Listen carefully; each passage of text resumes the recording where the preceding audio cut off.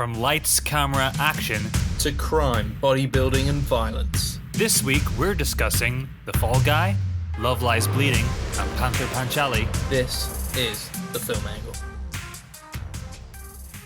Hello. Oh, hello. How you doing, man? All good? Yeah, I'm not too bad, Alex. Nice of you to stop by at my house while I'm just on my phone here. We want to record another episode? Yeah, let's record, baby. Let's record. That's why I'm here. It's a sweaty day, actually, in England at the minute. Unusual for us to be 20 degrees Celsius. Now everybody who has a t-shirt is not wearing it anymore and just walking down the road half naked. Yeah, it is true. I am currently not wearing a t-shirt. I wouldn't do that outside, though. I don't want to. It looks good on you. I don't give away the goods for free. You know what I mean? No, only for best friends. Yeah. Exactly. Podcasting time is different. We're coming to you today to chat 3 of the 4 films we teased last week because Kris can't get his act together again and has been playing too much Sea of Thieves. That was one time, and I was with you. Finally, this guy was so happy to see that you could cross-platform it between Xbox and PlayStation, so he pressured me into spending my hard-earned cash. 40 quid. Yeah, day one. And then, we spent the bank holiday just being pirates together, didn't we? Well, yeah, it was more like I was being a pirate and I was like taking my little brother around with me and trying to show him what to do. It is a big game though. Like, right? There's a lot to do.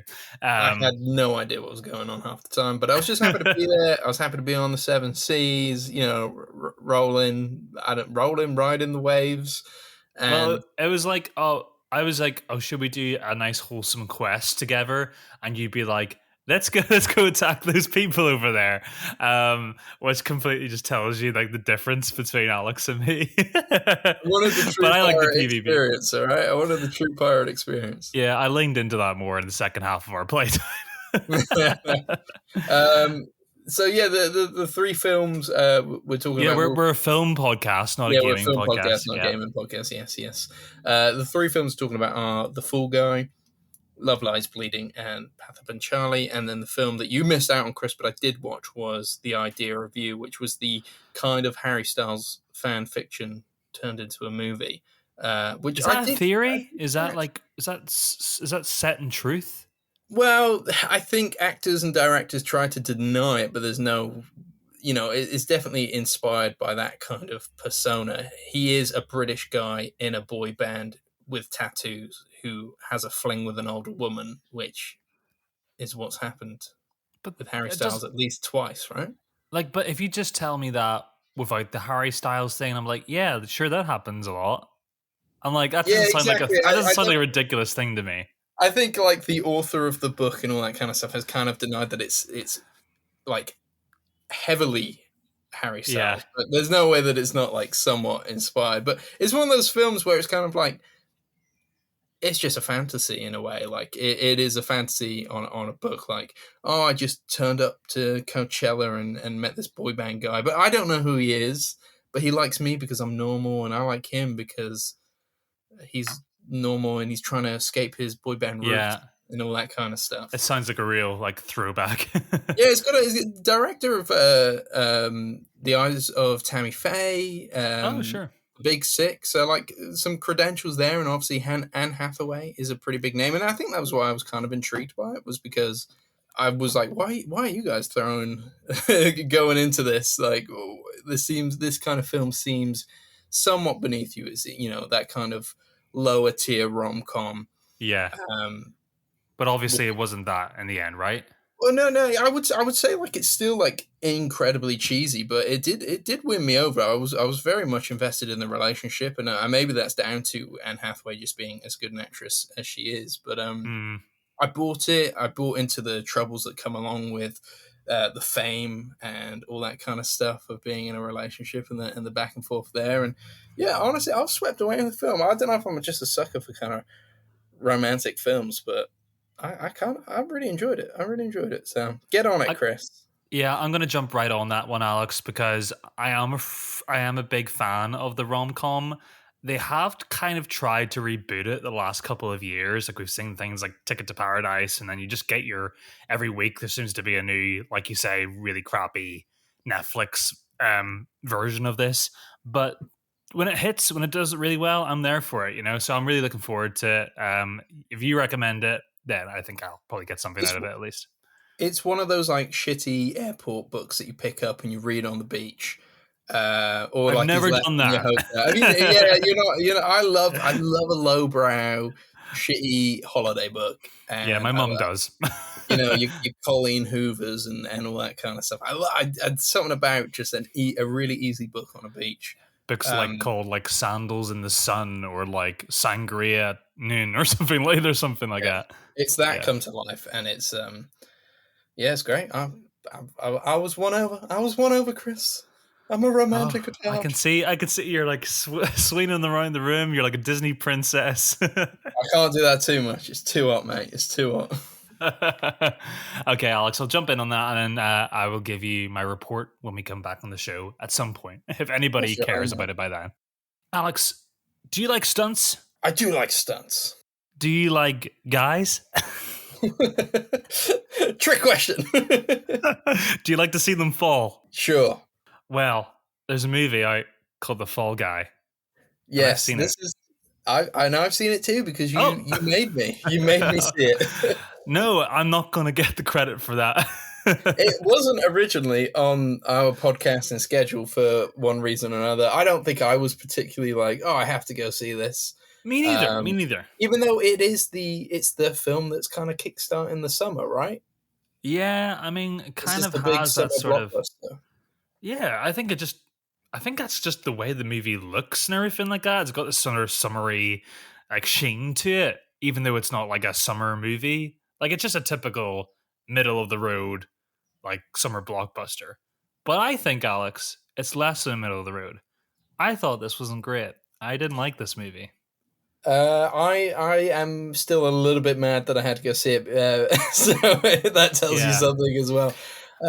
Which is a shame. I think there's something. I like, even though there was effort on my part to be like, oh, I'm gonna have to spend one of my days on the weekend going to see this film. There was an element of like, well, the reviews are like semi okay. I They were like good. I would Ryan say better than Gosling. okay. I like Emily Blunt. I Hmm. like stunts. I like guys falling, uh, and an action comedy. So I thought, I like comedy and action. It should be fine. It should be a fine film. But yeah, you're right. This didn't do anything for me either. It's actually based on an old TV show. That's Hmm. IP. There you go. Some little from the 80s or 90s, I think. I don't think it's that well known. I'd never really heard of the TV show. I don't know about you, but maybe somebody older than us would be like, "The Um, Fall Guy, man! It was like the greatest thing ever." yeah, my dad, he wasn't waxing lyrical over the TV show or anything, but he did when we came out of the cinema. I talked to him about the movie, and he said like, "Oh yeah, that's based on the thing. We used to watch that back in the day." So yeah, Which is he a was. stuntman turned bounty hunter, which isn't really what this is, but I guess there's an element there. And the But cameo at the end. yeah, which I kind of forgot because I was like, this is what it must feel like to watch a Marvel movie without any knowledge of Marvel. Pro. I was like, oh, I'm in that chair now where I'm like, I don't know who that is, but I think I'm supposed to clap. Insufferable. Yeah, I guess that's how it feels. Yeah, no, I really got to taste my own medicine there. Yeah, Ryan Gosling plays a stuntman who has an almost career-ending accident and is brought back into the world of stunts in order to kind of win back the love of his life, but also track down a missing movie star played by Aaron Taylor Johnson. Hmm. So there's fun to be had. Is there though, Alex? Is there fun to be had? I had great intentions going into this thing. I was really ready to have a great time, and you were saying like the reviews were okay. They were actually pretty good from what I had seen. A lot of people have a lot of time for this film. Um, yeah, I mean, I'm not seeing many people give it less than like a 3.5 out of 5. You know what I mean? Everybody is like having some fun with this. It took me 15 minutes to kind of really think, right, is it just the sound in this film? Because I was listening to it on our cinema screen. They had the sound down really low, so the voices were pretty hard to hear. But then I kind of got into the flow, and I was like, oh no, the jokes just aren't landing for me. Mm. They felt a little bit too overt, but also too gentle and slight to kind of be tickled by them at all. You know, like the recipe for jokes and setup and a movie like this to be entertaining, all the things are like they're in the right place, but they just don't land for some reason. And I don't know if that's lazy writing, um, or uninteresting characters, which I think it's guilty of too. I really didn't fall in love with anybody on the screen here, even Ryan Gosling, and that's coming out of the back of his Ken role in Barbie. But I just find this whole thing a bit of a slog. And 25, 30 minutes in, I was like, oh damn, I'm here for another hour and a half. And I felt that. Yeah, you definitely feel the length here, and I'm with you fully on the jokes. I think that was my one thing going in was like, even if this is bad, at least I'll laugh, and I don't think I laughed much at all. I don't remember one big belly laugh. It was mainly a few like, which was mainly to do with the dog that only knew French. I quite like that dog, but Yeah, some I am people a were dog. going hysterical on my screen over the Oh, unicorn really? thing, which I Oh, didn't really. yes. Yeah, Very.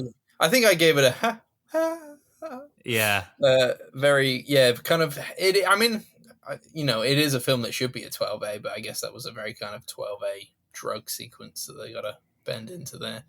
But yeah, it's a shame that because the film is supposed to be this love story to the world of stunts, and I'm very on board with that, and very on board with the campaign, which seems to be doing more of the rounds in the press for this film rather than in the film itself. There's one little throwaway line about trying to get an Oscar category for stuntmen, which is hmm yeah, it still seems ridiculous. I think there's a new category coming out in the next couple of years, and they still haven't added stunts. It seems mad I to guess me. it's hard with stunts though because it's so genre specific.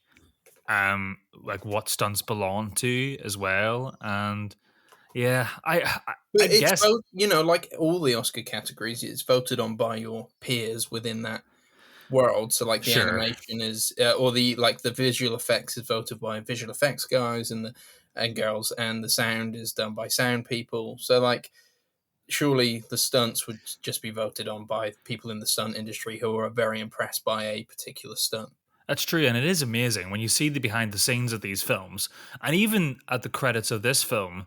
That's probably the most interesting part of the film to watch is the behind the scenes Mm. stunts.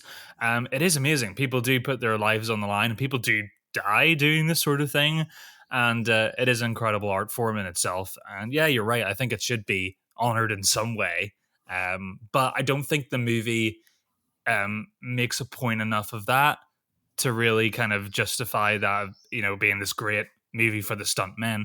In fact, it actually kind of goes against its point. It does rely heavily on really bad CGI. I mean, really bad CGI from time to time, and really quick cutaways during action scenes that really just take away from the scope and the fun of these moments. Mm.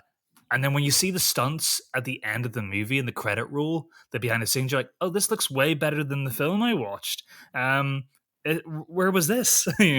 It is a shame, isn't it? Because they do it. You get to see them do it for real, and then yeah, when you think back to the film, like they really chopped around that sequence quite a lot, and like you said, there's some not so great visual effects to kind of plump it up a bit, and it's a shame because the film starts with two rather, or at least within the first 20 minutes, two kind of very long one shots where you're going around a movie set. So clearly there's some kind of interesting camera work going on, direction and choreography to kind of get those shots. I'm sure there's some trickery here and there, definitely, but yeah, to then be quite choppy later on when the stunts come into full play is a shame, really.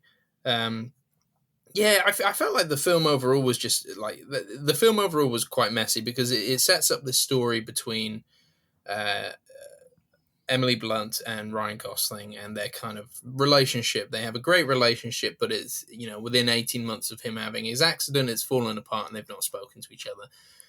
And he gets the chance to kind of win her back over on this new film where she is the director. And I was like, yeah, I'm in this story. I'm like, I want to see what's going on here. And then you kind of forget the action plot of this story because it doesn't come in until like 40 minutes in. And then all of a sudden you're having to go off to find out where Aaron Taylor Johnson is, who at this point, I forgot about this guy. He's so to the side that you just kind of forget he's even there. So you're like, oh yeah, well, I have to do this as well now. So there's like two things going on, and it just and becomes it forgets it a again when he comes around again as like the big reveal 2/3 into the film is like, oh, I'm still alive and I've been orchestrating this whole thing, and you're like, oh yeah, I forgot about this guy. Oh yeah, you're the bad guy. Oh fuck you. It's like it doesn't really feel earned at all. Like they don't put any of the donkey work in at the beginning of the movie. They show him making some like prima donna comments towards Gosling's character at the beginning, and then that's sort of it. And then you're like, okay, you bend him off in your head because you're focusing on the central relationship between these two. It is just a mess, isn't it? Yeah, and they do this thing as well, talking about having two things going on at the same time. Don't know if you noticed this as well, but like many of the scenes or like some of the bigger action scenes would cut between something that wasn't nearly as interesting. So you'd have like fast, energetic stuff and then slow, boring stuff. And then it just kind of made the whole thing feel a little bit like, I don't really care about either thing that's going on right now because I keep getting like excited and bored, excited, bored, excited, bored. There's this extended scene with Gosling is fighting a grunt on the side of like a bulldozer, and they're going through the city, and it's cuts between him and Emily Blunt. And Emily Blunt's in a karaoke bar singing, and it's all like this goes on for minutes, and it's all just to pay off a joke later of him going behind the karaoke bar, like having this fight that goes past the karaoke bar while she's singing. At least that's what it came across to me, and I was like, oh, that's not, even that wasn't that funny. I don't know. It feels like I think it's that sort of what we spoke about. I think we spoke about this last week's episode, that secondhand embarrassment a little bit, where a movie feels really, really confident in its jokes and what it's presenting to the audience. And fair enough, it seems to be working for some people, but I felt that embarrassment that it wasn't happening for me. And I'm not a hard person to make laugh. I don't think I am. I'm pretty easy to entertain. So yeah, it was just a bit of a disappointment, I think, more than anything. And I was disappointed that I was like, oh shit, I've seen this before, Alex, and I'm forcing him to go see this. And I was kind of half expecting you, Alex, to kind of come out the other end and say, oh, I actually really like that. So I don't know if I feel reaffirmed or just feel even more sad that it wasn't just me. Yeah. I don't know whether to be offended over the fact that you thought I might like this film. Well, you never know. But sometimes things just don't hit you, and you're like, I really don't know if it was the film or just me. And it was one of those instances when I came out of it where like, was I just off? Was I just, or was I there? But the more I think about the film, I don't know. My theory is that this is our first summer without a big Marvel film in this time frame. Obviously, we got Deadpool, Wolverine coming out later, so different beast. But I think we're so desperate now for a big summer film that isn't Marvel because we're all superheroed out. That I feel like critics and maybe some audiences are kind of clutching onto the fact that this is like a Marvel film, but not. And like that's enough, maybe. Like, oh, it's like celebrating willing its success and there's into big existence action and stuff. Like, yeah, but like deeper down, I mean, like, yeah, fair play. If you enjoyed this, great. Like, I'm not going to take it away from anyone, but yeah, like for me, it was too messy. I didn't care. I didn't laugh enough, which is what I really wanted to do. And yeah, it just kind of the whole thing just fell a bit flat to me and way too long. And it was such a shame because obviously Ryan Gosling is coming off of, like you said, Ken in Barbie. He's a movie star right now. He has great chemistry with Emily Blunt. He doesn't do anything wrong in this movie. No, he doesn't. He's not really given the material because we know he can be funny when he's given funny stuff to say and do.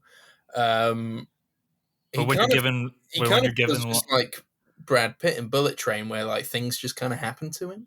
Yes, which is Although, obviously David Leitch's previous film. which I really liked actually, and I think he put enough effort into the characterization of everybody else in that story, and the chaoticness of just setting it on this bullet train made it, a fast paced sort of ride that was entertaining the whole way through, and I didn't feel that exhaustion that I felt here.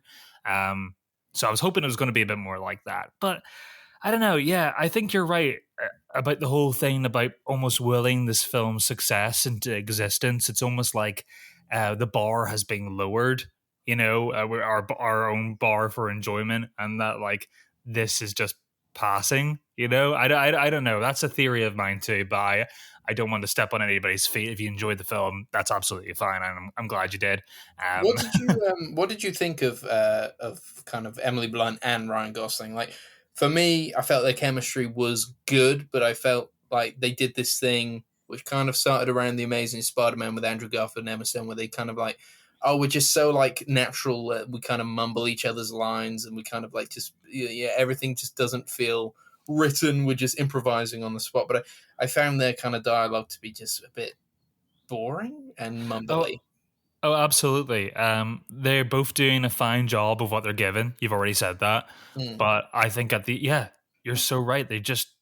Their dialogue is just so it's just repeated. We've seen it so many times. I actually find myself disengaging in this film, like in moments of conversations, and I really don't do that often, and I really find it a struggle to kind of be winning for these two.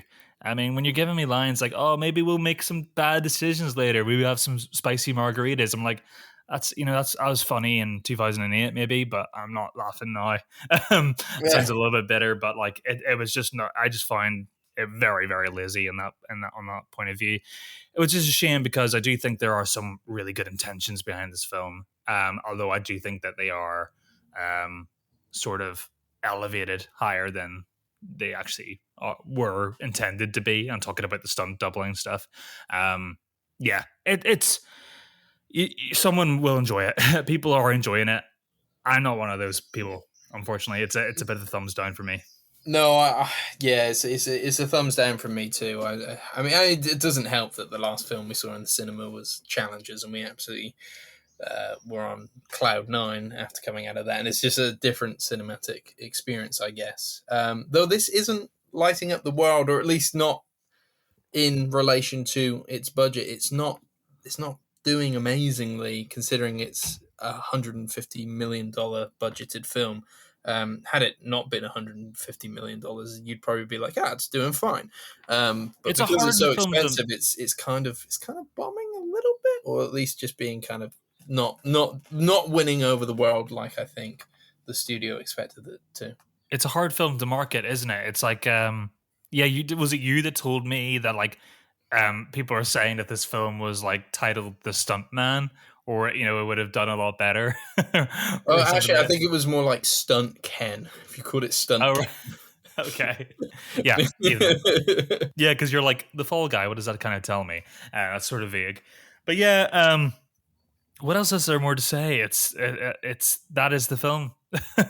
um, I didn't fall hard for this. Neither did I. Neither did I. Well, then, on to our next new release of the night, or the day, or the week, or something. Love Lies Bleeding. Though not a new release in the States, I think we've had to wait a couple months for it to come out in the UK. And it just means we've seen the trailer 100 million times because it's been in front of every single film Yeah, we've been seeing the cinema this year, I would say. it's But not I the don't only mind. culprit. I really like the trailer. It's just feels like a weird mix of genres, which I guess this film kind of is. And it's directed by Rose Glass, who did Saint Maud just a year or two ago. Hmm. A film I think we both enjoyed, or have you seen it, Chris? I can't remember. Yeah, I saw it when it came out, and I really liked it. I remember bits about it. It's a bit fragmented, but I remember being quite provoked and intrigued by this new filmmaker. Yeah, quite a fascinating ending, if I remember rightly. Somebody setting themselves on fire. Oh yes, on the beach. Yeah, that's right. Yeah.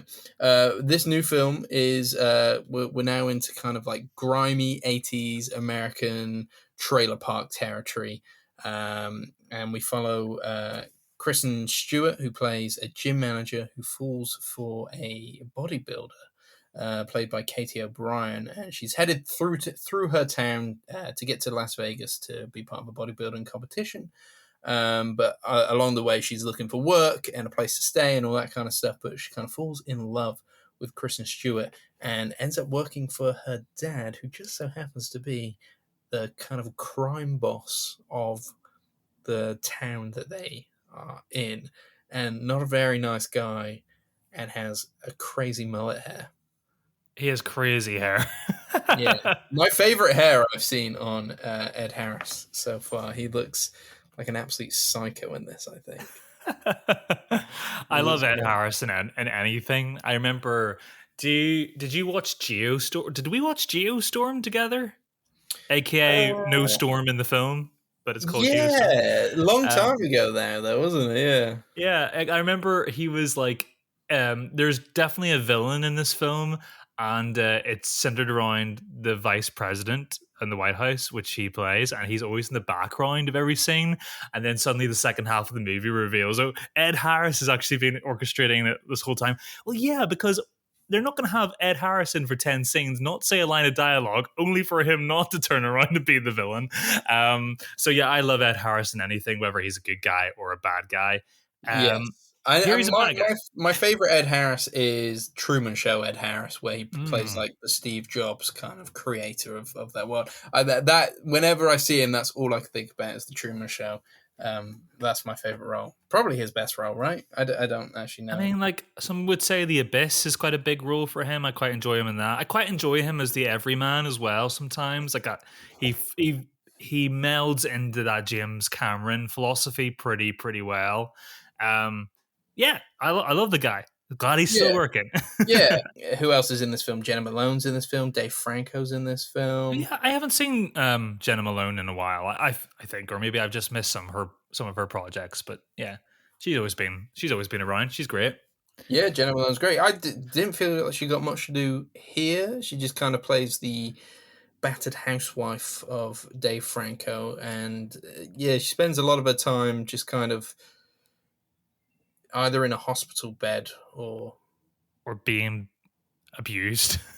yeah, it's kind of a shame. But also, like, her relationship with Dave Franco is kind of the catalyst to like what gets this film moving. When Katie O'Brien's character ends up killing him, and he just, she therefore gets herself entangled in this web of, well, he works for Kristen Stewart's dad, who's a really bad guy, and Kristen Stewart doesn't get on with him, but it's also her brother-in-law, so there's a whole kind of confusing thing going on there. Though I must say, I think Katie O'Brien was kind of the standout of this film. I think she gets a little shortchanged in the second half. The film almost pushes her into this kind of drug-induced rage. There's a lot of kind of like body metamorphosis horror stuff going on.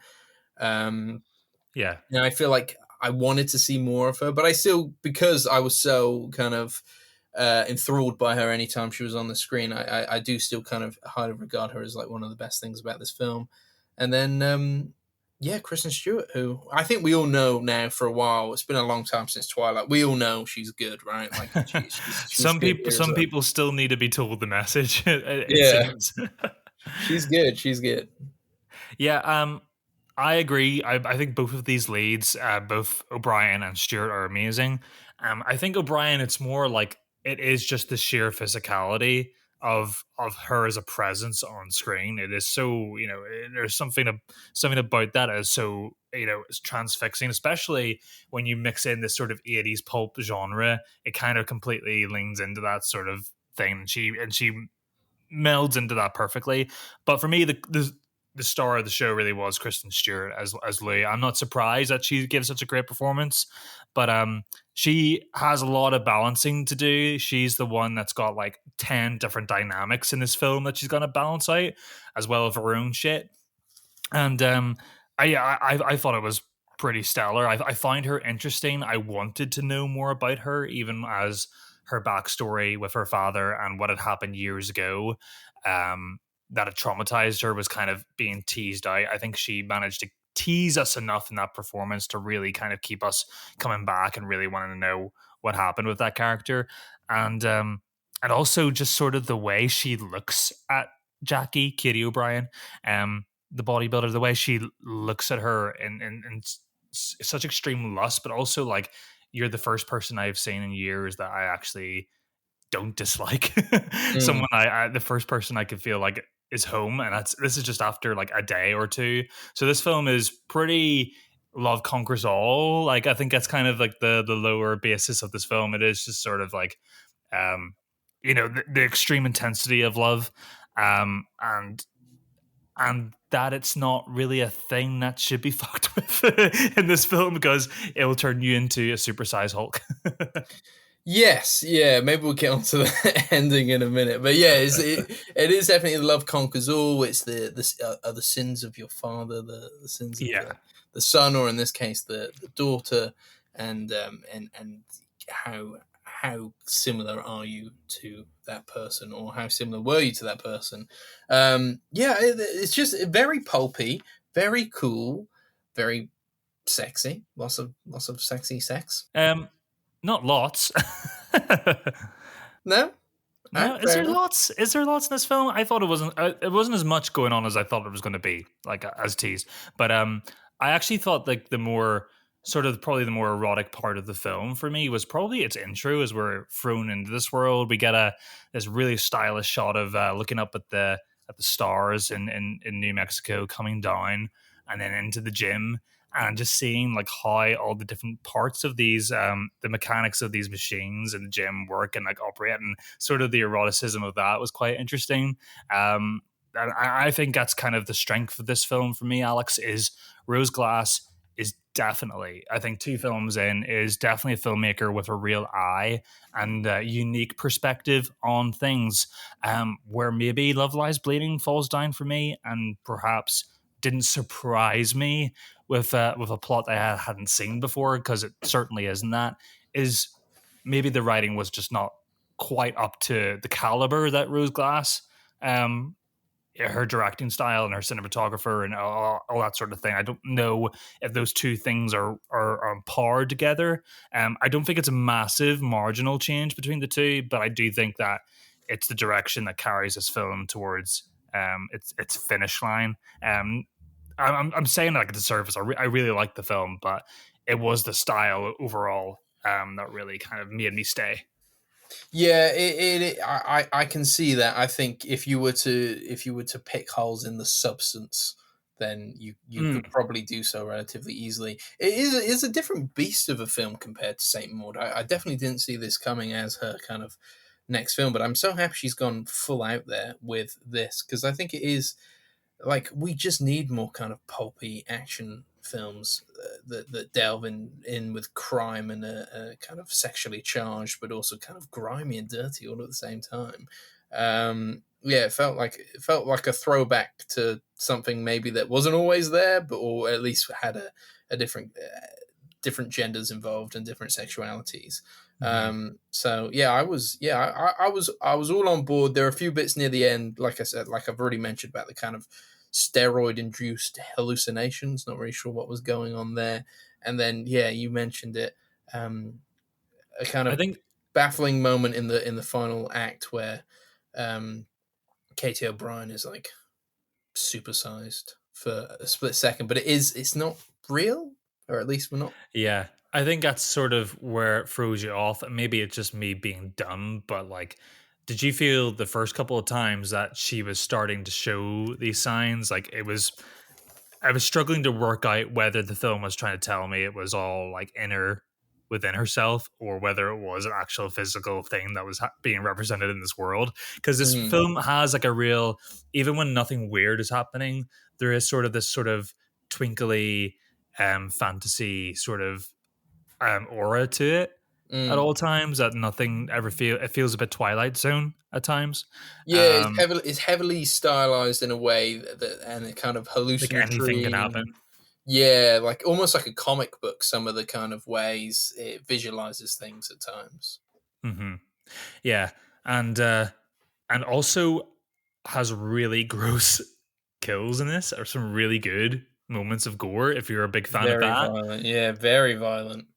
Yeah, there's a couple, and the kill count does sort of amp up towards the latter part of the film, but like, yeah, these are some nasty kills. Dave Franco's face gets absolutely obliterated in this film. Mm. Yeah, that was pretty gnarly to see, but yeah, again, it kind of it opened up the door to sort of like, right, anything can happen in this film, and that made it a little bit more easy to kind of fall into that. Even if maybe the last sort of 10 minutes where it really asks you to sort of take a dive and go with the logic of the film. I wasn't adverse to it, but I did still find the imagery of her being, this gargantuan size, I did find it a little bit jarring. I can't say it was completely like, yes, come on, cheering at the Yeah. screen. There was a There little are bit of push and pull there. yeah, there are some films that get away with a complete kind of like left turn, uh, and it makes it almost like special and interesting in a way. But yeah, the left turn here was I didn't. Yeah, it just baffled me a little bit, but not enough to ruin my experience of the film. And it is a split second moment that I don't think you're supposed to think is real, Not at all. even though like the conclusion of the film hinges on her being big in that moment. So it's odd. It's very odd, and maybe a smarter person than I can tell me what the hell's going on there. So, but yeah, I mean, yeah, I loved it. Grimy, pulpy, cool. Yeah, I agree. I think it's very visually stylish and very dazzling in that sort of way. I think it has a really cool score as well to the film. But for me, it didn't make, it's just sort of a Thelma and Louise modern adjacent film. And it didn't make me feel like Thelma and Louise made me feel. So, that's a horrible thing to compare it to a film that came out like, nearly, 35 years ago. But, yeah, I did. I was thinking of Thelma and Louise and how much I enjoyed that film better. But I would still recommend Love Lies Bleeding. I think a lot of people really dig it. I really enjoyed it to a point, but when it came down to screenplay and the movie leaves you with more questions than answers, which was kind of maybe my frustration. Yeah, but if you're gonna go watch anything in the cinema this weekend, and you have seen Challenges already, I would hope after last week's review. Uh-huh. If you haven't seen Challenges, go see Challenges. But yeah, if it's between this and The Fall Guy, go watch this. Come on, go watch Love Lies Bleeding. Oh, 100%. I would recommend Love Lies Bleeding. Like, I would watch this 3 times over watching The Fall Guy once. I know I don't want to shit all over The Fall Guy. It's not like the worst movie. I'm not being comic book guy here. But yeah, this is much better. Yeah. Yeah, if you're gonna spend your hard-earned money on anything, this is the one. This is the one. This is the one. So, our next segment is the BFI Sight and Sound Greatest Films of All Time list, where we go back and watch films that appeared on that list that we haven't seen before. And we have caught up with another film, our first Indian film, Patha Panchali. This was a first for me from, is it Satyajit Ray, the Indian filmmaker. He's well known for the Apu trilogy, this being the first installment of that trilogy. We've both heard of it, even before doing the BFI list. This is sort of like a really big, pillar of cinema, sort of like everything on this list. I mean, really to a degree. The Apu trilogy was like always one of those ones where like highly regarded as like one of the greatest trilogies of all time. I didn't really know what it was about. I think I'd seen like maybe like a poster or something. Mm-hmm. Like it was always there in the back of my mind, but I'd never really like read into it. So I had no idea going into this. But based on a novel of the same name, right? Yes, I believe so. Yeah. So yeah, the story follows, well, it sort of follows a family. The synopsis would lead you to believe that it follows a priest, Harar Ray, and his family, but it really follows the entire family dynamic, and they are living on the edge of lower middle class and impoverishment. I would say they're sort of like on the knife's edge at all times. They are dreaming of a better life. He performs rituals in his rural Bengal village, and sometimes is outsourced to villages nearby and has to travel for work. But times are falling hard. He's not given any promotions in his field, and he is propositioned by a local villager. He seems to be very wealthy, and we only hear about him from the outset coming in, and he's propositioning Ray to come work for him, and that he will have a much better life with much better riches, and brings the family along for the ride. But the job, like all these sort of things, just keeps getting stretched. It's like, oh, it'll happen this week, it'll happen next week, and never really comes to fruition. And right in the middle of this is his wife, who is always alone at home with the kids, with the grandmother Sarboyaya, who is he looks after the rebellious daughter Durga and their young son Apu, who they absolutely adore. Seems that the pressures of life are kind of getting to Sarbojaya, and she is really struggling and lashes out at her family. And it manifests in sort of ugly ways as their sort of family life starts to go in a downward spiral. And it's a movie about hope, I suppose, more than anything. Hope that things will get better. How unfair poverty is, and how circumstantial, and the luck that you need to get by sometimes, whether more than the, sort of the connections and your profession. It can, in this sort of environment, it's really about your family dynamic and getting through those hard times. Very, very well summed up, Kris. Very well summed up. Yeah, I was really blown away by this film and its kind of unflinching look at kind of very poverty stricken family. And like you said, the unfairness of kind of life around them, and the kind of sacrifices they've had to make, and how that has an effect on their family dynamic. They the two parents, or at least the mum, who you see the most of, they try so hard not to kind of let it affect their children, and the children try not to kind of let it play into their life either. But it obviously does. Their daughter Durga, she does steal fruit from a nearby garden, and steals it for their. It's the dad's cousin who lives with them. Yes. So Sarbojaya, the wife, always refers to her as sister-in-law. Yeah, and the kids call her aunt, right? Right. Yeah, which is confusing. she was my favorite character though, because she's just like this crazy old lady who She is so just full of kindness, and warmth. yeah. She kind of does. She is quite cheeky. She doesn't encourage the kids to steal, but they like to steal, fruit for her, and this kind of winds up the mum, and they don't have like an ideal relationship. But I honestly, I thought I saw her as harmless most of the time. I just Absolutely, she is. Yeah. yeah, she goes off a few times because of the kind of relationship troubles they're having to go stay with someone else and all that kind of stuff. Yeah, no, Heartbreaking. yeah, she was honestly my favorite character. She was brilliant in this film, and definitely like the comedic relief as well. Yeah, I completely agree. She If is. there was any. I would probably this sounds awful, but this film did come out in the 50s. I'm pretty sure she is the oldest woman to ever be shot on film. Watch the film if you haven't already. You'll understand then.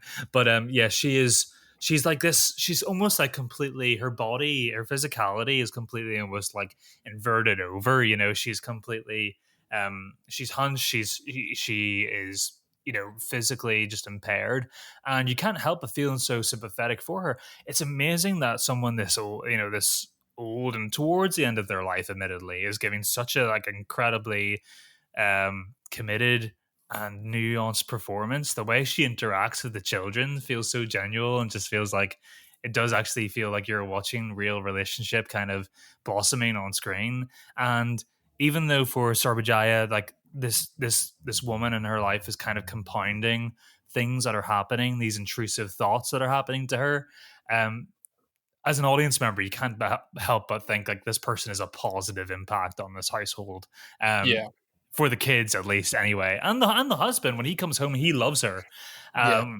So, but I would like to talk about Sarbojaya actually, because for me, she was the real pillar of this film. I know this film is called it's the Apu trilogy, and Apu's the little boy in the story, but We he's sort of watch him get born very early on. So clearly, there's more to Apu than this film. yes, but it was sort of like it reminded me if I was going to compare it to anything that we'd watched on the BFI list, Mm, Alex, I would compare it to Yi Yi in terms of like Edward Yin's film, in terms of how Apu functions as the sort of like central figure that is observing, and it's about kind of like films like another modern day comparison would be After Sun, where we're experiencing the world, a very complex adult world through the eyes of a child who yeah, is processing things subconsciously, but not at an adult level. We are seeing things at sort of face value,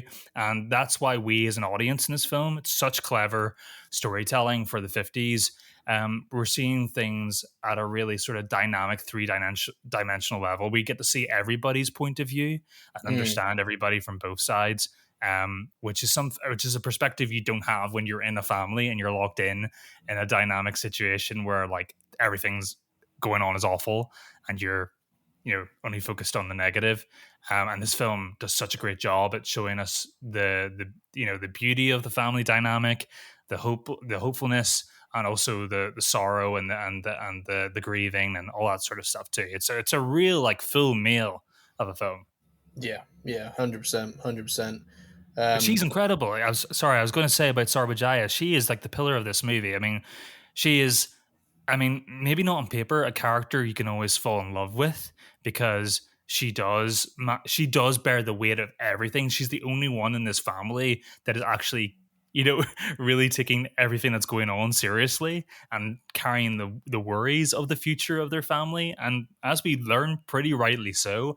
But the way she lashes out is, we're seeing a really human character here, and we get to see her in her shades of light and dark all the time. And I think she's giving Karina Banerjee is giving such an incredible performance here. Like a really, and considering this film is mostly untrained actors, from what Mm, I've read about it, um, it's pretty amazing. This is yeah, this is this is Ray's first film as a director too. yeah, no, it was made on a shoestring budget. It took 3 years to make. They were quite worried during these 3 years because obviously with child actors they're going to change a lot at that time. Yeah, it was really quite a task to bring this I'd be kind of. worried I about the think grandmother. yeah, yeah, it was a very highly regarded novel, I think, as well. And they wanted to do it justice. Director was heavily inspired by Italian Italian neorealism, and those kind of films. The director of Le Grand Illusion gave him kind of advice and tips on how to make it as well. Yeah, it was quite a feat to make, and has been kind of like heavily celebrated ever since. You know, it's one of those films that's kind of been loved all around the world, including its home country, which I don't think we always get in these lists. Sometimes some of the films Usually, aren't it's loved like by everyone. it was panned when it was released. Yeah, yeah, It yeah. was banned in 7 states. It's like, yeah. Um, how could you not? How No, could you be adverse to this film? no, and it's got a beautiful soundtrack as well. Oh Um, man, don't get me started on the song. One of the most beautiful scores I've ever heard in my life. yeah, I, a very kind of early in his career sitar player who saw half of the film, which was kind of roughly edited at the time, and then came up with the soundtrack for it, and was composed in one night over an no 11 way. hours recording session. Yeah, yeah. And it's so beautiful and completely encapsulates everything that's going on in the film and mirrors everything that's happening. There's like two or three riffs or like motifs with the music, but they're so beautiful. Like you just listen to them on repeat. Oh man, it really anchors the film. You can't understate the music, to be honest. Yeah, one of the best scores I've heard in a while, and it's I was riveted by that. Yeah, yeah, He no, did like that he went on to do like the score for Gandhi as well, like the Ben Kingsley film. So yeah, he's a big sort of contributor to me. I think the Beatles were really heavily inspired by his work too. Certainly in their latter albums, their sort of Sergeant Pepper era, they kind of praise Ravi is sort of a big sort of pillar of their inspiration. So yeah, a bit of a history lesson there, but I'm glad I kind of stumbled upon that. Yeah, absolutely, absolutely. We should probably give a name to the guy who did the music. Now I feel bad now. Let's see if I can find it. Uh, Ravi Shankar. Ravi Shankar. There you go. Yeah, and then has obviously this film has spun off into two further films, which apparently are just as great masterpieces in their own right, and follow the life of Apu. Which, to be honest, if I didn't know that, I would probably at the start of this film be thinking like, why isn't this called the Durga trilogy? You know what I mean? Because it does follow the young girl mostly. It does, Um, yeah. and then features, spoiler alert, probably like one of the saddest deaths in this series that we've done so far. Potentially, she succumbs to a fever, Yeah. and I mean, she's your vocal point throughout the film. However, Amazon Prime did kind of spoil it for me. and me too. Yeah, Even though you watched the film first and you told me, Chris, do not read the synopsis. It spoils it. What did I do? I read the synopsis. for anybody who's seen the film, I'm going to tell you the synopsis on Panchali now. It is literally like two sentences, and it just spoils the whole film. Yeah, Here we you've go. been warned. Yeah, here you go. This sums up the film in two sentences. Apu and his poor family live in a village where they try to make ends meet. The father leaves for the city to try and earn more money, while his daughter dies of a fever, which prompts the family to move. That is Who? the film. That's No, almost like a synopsis to set up the next film.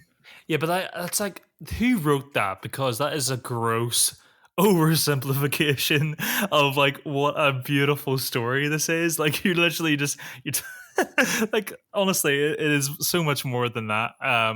Oh man, it's so disappointing to hear that. But it's great that it's on Prime. I think all three movies are on Prime, and I wish that the Yeah. BFI list, our next two films were these two films because I really want to watch the rest of this I story know and see where it it's goes. like finding the time between obviously now wanting to watch the sequels to this film, but also knowing that we have obviously new releases to come and having to do more of the BFI sight and sound. But yeah, no doubt we'll be maybe even coming back here to talk about the sequels at some point in the future.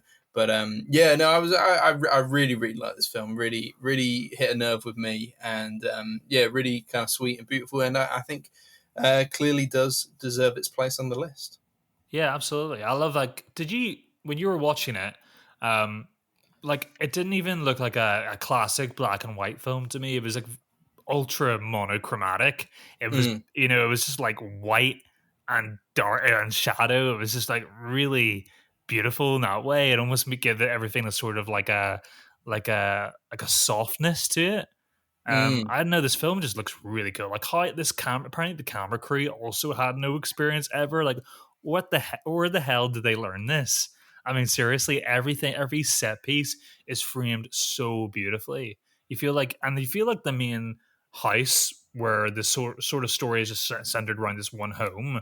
You feel like the whole area around this house and in it is just like it's popped out of a storybook. It just feels yeah. like it doesn't feel like it feels like it exists in the world, but it feels like it exists inside of a pop-up book. It feels so like watercolor in that way, and it's Mm, in a way that really plants you in the story. And I'm like, my mind is not wandering. I am focused in on this family, and I'm hoping the best for whatever happens. Yeah, this one's gonna it's weird because it really does devastate you. Like you will be devastated by this film, I think, but there is a real sort of kindness and playfulness to the filmmaking. And I think that's really done in the first 30 minutes, even with the music, the sitar playing in the beginning is so sort of gentle and inviting that you're just sort of set up and on board for whatever this family has to go on for. Um, yeah, no pacing issues. This is just not a difficult film to watch. I would recommend it to anybody at all. yeah, no, I think it's one of those things as well. Like I've sometimes been a little bit more down on slower films that take a little while to do something, or just kind of like want to live in a world instead of like have any plot. But like when it's done so well like this, I have no issue, and Mm. I think I read on Wikipedia. which is great for getting information. But you learn the key names. But I read on Wikipedia after watching the film that some critics responded to the film even to this day as saying that it's too slow. And I'm like, no, I did not find this film. Yes, it takes its time, but it's never slow. Yeah, it feels like it needs to. It does. It never feels like it's doing it for the sake of It's never wasted style or anything like that. It just wants to settle you into the world. It feels like you could draw a map of like where they live at times. It does, yeah. In the middle of a jungle.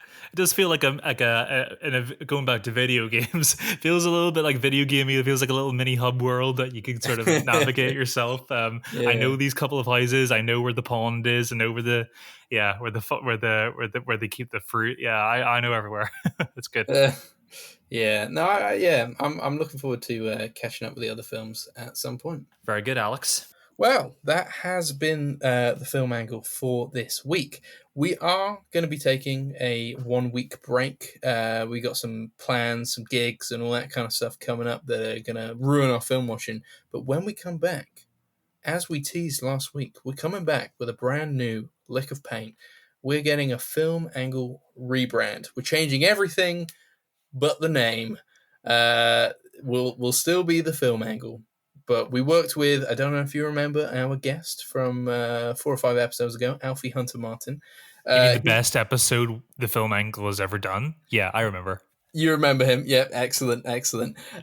He is an incredible graphic designer and has designed our new look and written some music for a new intro. And, intro, mid, outro, the whole thing. We're changing it all. We're really excited about this because it actually looks like a real podcast. Like, we've obviously seen it and we've okayed it and all that kind of stuff. So you will start to see some of that because I imagine the socials will change over by the time the next episode comes out. So you'll be able to see some of that for real. But when we come back, we will be the brand new film angle. And I think we have put it upon ourselves to make sure that because it looks like a real podcast, we want to sound like a real podcast. So there'll be a few changes here and there going forward, but we really want to make this like the best thing it can be, especially when it looks like a proper thing. Yeah, well said, Alex. I am super excited for this whole like complete rebrand. Because that is what it is. And I thank Alfie so much. He has been so kind and has devoted so much time to helping us out with this. And like you said, I'm just going to mirror what you said there. We owe it to him by giving him and the audience some good content. Wait until you see it. We'll start teasing some stuff on the socials pretty soon. And then I imagine by, obviously you won't see us next week or hear us next week, but by the time it comes out the week after that, and we're hoping to come back strong with there's so many Planet of the Apes films now. Kingdom of the Planet of the Apes. And, that's the one. Mad Max Furiosa. So those are going to be our 2 big films, Got to correct you there, Alex. It's Furiosa, a Mad Max story. Oh, sorry. That is bad of me, actually. That's really bad. Oh, a Mad Max saga. Sorry, I fucked up. Oh, God. So, yeah, we're hoping to come back with a pretty strong episode there. Of 2 of the biggest films of the summer season, and obviously we're already let down by The Fall Guy. Hopefully we won't be let down again. Yeah, we can't wait, honestly. And the new theme tune is an absolute bop, so you just gotta join in just for that, really. But yeah, I can't wait. We're gonna look like a proper podcast, and I can't wait. So thank you, Alfie. You guys will see very soon what we're talking about and why I'm so excited about it. That sounds like a threat. That sounds like a kid who got bullied in school getting back at his bullies. You'll see. You'll see. I'm a real podcast now. But yeah, that has been us for this week. So make sure to go follow us on TikTok and Instagram because that's where you'll see all the big changes first. Go tell your friends and family, or at least wait until we've changed the logo, because then they'll be like, "Oh, this is a real podcast." No. Yeah, my original shitty graphic design logo doesn't do us the justice. I think it got us this far, Alex. It did get us this far, nearly to 100 episodes, eh? So yeah, go do that. My name's Alex, and I'm Kris. Goodbye, good night, and join us next time for the Film Angle Rebrand. See you guys. Bye.